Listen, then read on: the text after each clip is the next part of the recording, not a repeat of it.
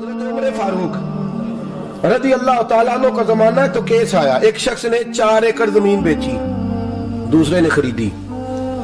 جس نے بیچی وہ کسان نہیں تھا، کوئی اور کام کرتا تھا۔ اس نے کہا میرے پاس فارغ ہے، میں تو کاشتکاری نہیں کرتا، تو ایک کسان نے خرید لی۔ توجہ ہے میری بات پر؟ وہ کسان ہل چلا رہا تھا، پہلے دن ہل چلایا تو اس کھیت کے اندر سے خزانہ نکل آیا۔ کیا نکل آیا؟ ہیرے جواہرات چاندی لال نکل آئے۔ اب اٹھا کے نا وہ شخص نکلا ہے وہ رکھ لیتا، سنبھال لیتا، کیا ضرورت تھی؟ ویسے بھی لوگ تو پیسے بتاتے ہی نہیں کتنے۔ اٹھا کے نا وہ خزانہ تو جس نے بیچے تھے اس کے گھر چلا گیا، کہنے لگا میں نے زمین خریدی تھی، خزانہ نہیں خریدا تھا، تیرا ہے، تو لے لے، تیرا ہے، رکھ لے۔ وہ بھی صحابی رسول ہے، میرے نبی نے دنیا کی محبت کھینچ ڈالی ہے دلوں سے۔ وہ کیا کہنے لگے؟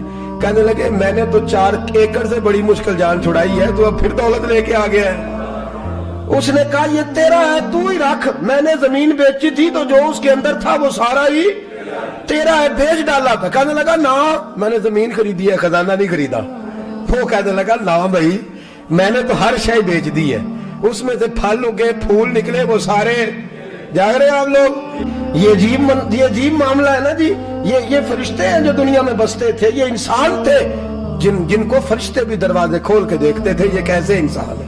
اب مقدمہ حضرت عمر کے پاس آ گیا۔ توجہ ہے میری بات پر؟ حضرت عمر فاروق کے پاس آیا۔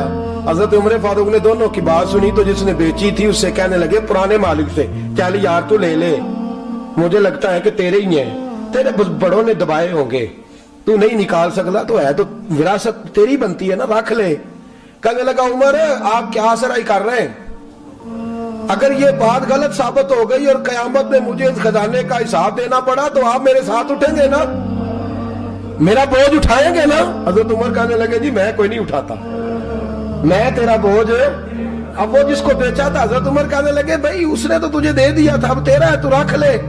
کہنے لگا عمر آپ قیاس کر رہے ہیں، آپ قیاس کر رہے ہیں، اگر قیامت والے دن میں پھنس گیا تو میں آپ کا نام لے لوں اللہ کی بارگاہ میں؟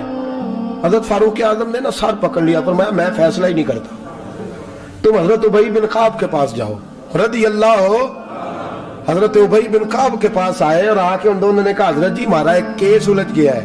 فرمایا وہ کیا؟ صحابہ وہ صحابہ تھے جن کی ہر صبح صبح عید ہوتی تھی، خدا کا قرب حاصل تھا، نبی کی دید ہوتی تھی۔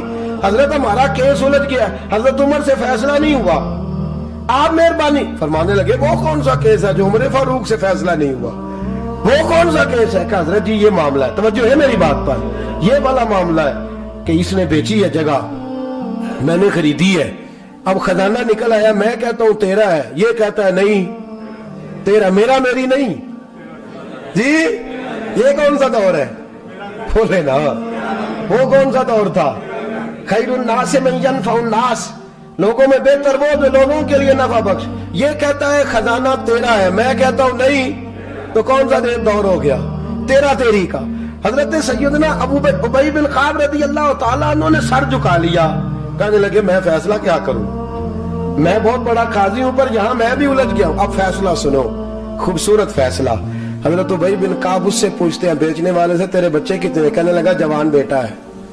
خریدنے والے سے کہتے ہیں تیرے کتنے بچے ہیں؟ اس نے کہا جوان بیٹی ہے۔ کہنے لگا میں ان دونوں کا نکاح کر کے سارا سامان انہیں جہیز میں دے دیتا ہوں، ان کا نکاح کر کے سارا کچھ انہیں جہیز میں دے دیتا ہوں، تیرے گھر بھی آ جائے گا، تیرے گھر بھی۔ یہ فیصلہ سیدنا ابی بن کعب رضی اللہ تعالیٰ عنہ نے دیا۔ لوگ رو رہے تھے، کہہ رہے تھے کیا بات ہے اس فیصلے کی۔